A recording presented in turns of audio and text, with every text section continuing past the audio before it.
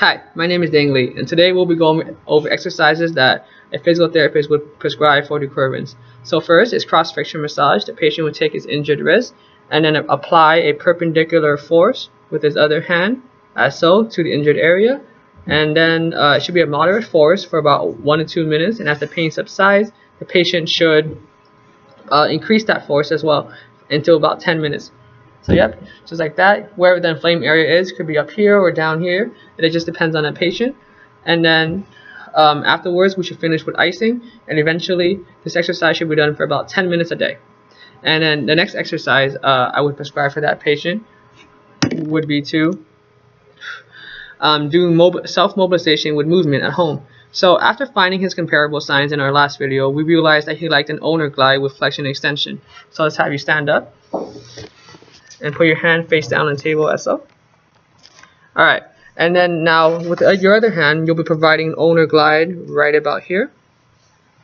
Yep, just like that, a force this way, and then rocking your body forward and backward.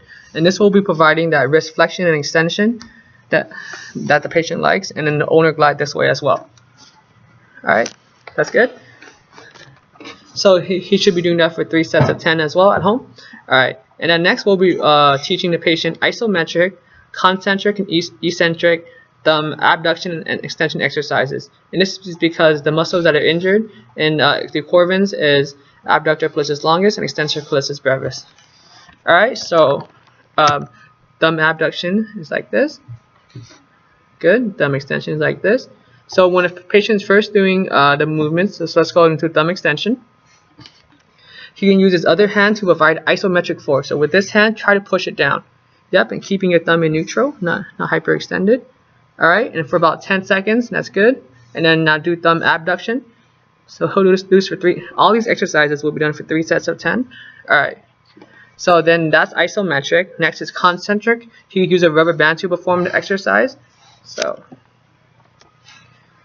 thumb, and with my right hand holding it down, providing that force, thumb extension, and then bring it this way, thumb abduction. So have you perform that? And indications for this is just weak muscles, because if a muscle is weak, then it will compromise the body's neutral position, and keeping good body mechanics is key to preventing injuries. And a major contraindication is recent fracture or recent surgery. And again, there's more indications and contraindications to these techniques down below at the end of my video. Alright, so fourth, we would do strengthening intrinsics. So with DeQuervain's, mechanism of injury is also grasping. So we would want to strengthen the intrinsics of the fingers with therapy, such as squeezing it like this, or again, using rubber band for abduction exercises and extension exercises of all the fingers. So let's have you try that.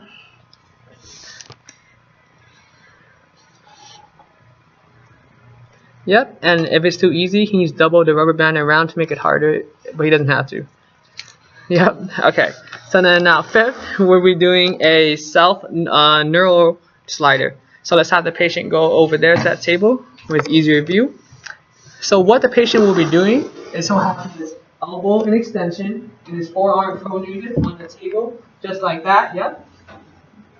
And then he'll be turning his head towards the injured side, and then turning it away from the injured side.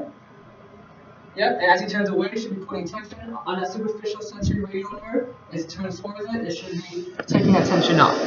And these are the 5 exercises that I will prescribe for a patient with DeQuervain's syndrome.